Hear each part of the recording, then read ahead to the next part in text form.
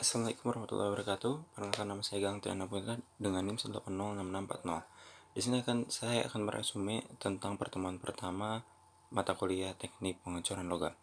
Yang pertama, fundamental casting teknologi atau teknik pengecoran dasar.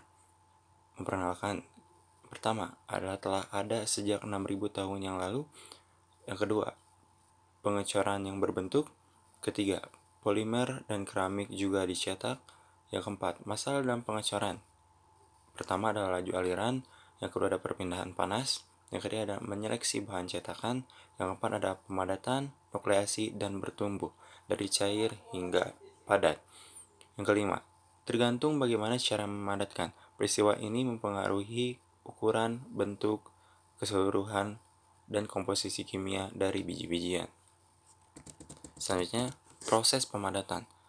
Bahan awal kerja adalah cairan atau dalam kondisi yang sangat plastis dan sebagian diciptakan melalui pemadatan material. Proses pemadatan dapat diklasifikasi menjadi 3 bagian, meliputi yang pertama logam, yang kedua keramik, khususnya gelas, yang ketiga polimer dan polimer metrik komposit.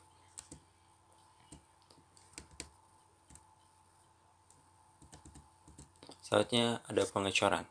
Pengecoran adalah proses di mana logam cair mengalir oleh gravitasi atau gaya lain ke dalam cetakan di mana ia mengeras dalam bentuk rongga cetakan. Istilah casting juga berlaku untuk bagian yang dibuat dalam proses tersebut. Langkah-langkah dalam pengecoran tampak sederhana. Yang pertama ada melelehkan logam, yang kedua menuangkan ke dalam cetakan, yang ketiga dibiarkan membeku. Selanjutnya ada kerugian dalam pengecoran. Kerugian berbeda untuk proses pengecoran yang berbeda pula. Yang pertama ada keterbatasan sifat mekanik, yang kedua ada akurasi dimensi, dan permukaan akhir yang buruk untuk beberapa proses, misalnya pengecoran pasir. Yang ketiga, bahaya keamanan bagi pekerja karena logam cair yang panas. Yang keempat adalah masalah lingkungan. Selanjutnya ada bagian yang dibuat dengan pengecoran. Yang pertama ada bagian besar. Bagian besar ada blok mesin dan rangka dalam kendaraan bermotor, bingkai mesin, ban kereta, pipa, lonceng gereja, patung besar, dan rumah pompa.